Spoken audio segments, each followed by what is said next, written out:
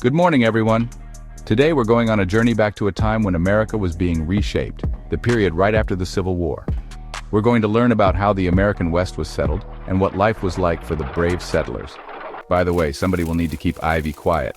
Ivy, could you quit kicking your brother? Thank you. Okay, let's continue. After the Civil War ended in 1865, many people left their homes in search of new opportunities out west. They traveled in wagon trains, facing long, difficult journeys across prairies, mountains, and deserts. Imagine living with just the clothes on your back, a few possessions, and a lot of hope. One important law that spurred this movement was the Homestead Act of 1862. It offered settlers land if they agreed to live on and improve it. This encouraged thousands to pack up and head into unknown territory, where they built new communities from scratch. Settlers didn't just build houses, they built towns, schools, and farms. But life on the frontier was tough. They faced extreme weather, scarce resources, and even conflicts with Native Americans. Now, while some encounters were peaceful, featuring trade and mutual learning, others turned violent because of misunderstandings and competition for land and resources. Another key event was the California Gold Rush.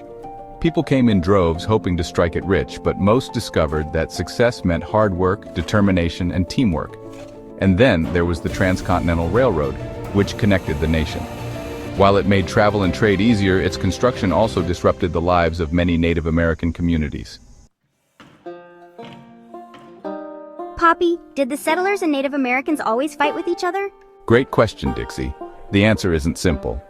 While there were many conflicts, often because of broken treaties and competition over land, there were also times when settlers and Native Americans traded, learned from each other, and even became friends. It was a very complicated time with both cooperation and conflict. Let's look at another aspect. Think about how these settlers built entire towns from nothing. It wasn't just luck, they had to be resourceful. They used whatever materials they could find and learned skills along the way. Many settlers even learned from Native Americans who knew the land well. Cooperation, creativity, and a whole lot of hard work made these communities possible. Poppy, how did they get the materials and skills to build towns when they were so far from everything? Excellent question, Gunner. Settlers often brought basic tools and supplies with them. They made the best use of local resources, like wood and stone, and shared skills within their communities. Over time, as more people arrived, towns grew quickly. People taught each other new techniques, and sometimes they even traded with Native Americans for what they needed. So when you think about the American West after the Civil War, remember, it was a time of enormous challenges and bold dreams. Settlers built lives from nothing, facing harsh conditions with resilience and hope. Their stories remind us of the power of community, hard work, and determination, even when things are tough. Before we wrap up, I want you to imagine, if you were a settler back then, what would your day be like? Tonight, think about the challenges and adventures they faced, and tomorrow we'll write a short paragraph describing a day in the life of a settler. Thank you all for joining me on this journey through history.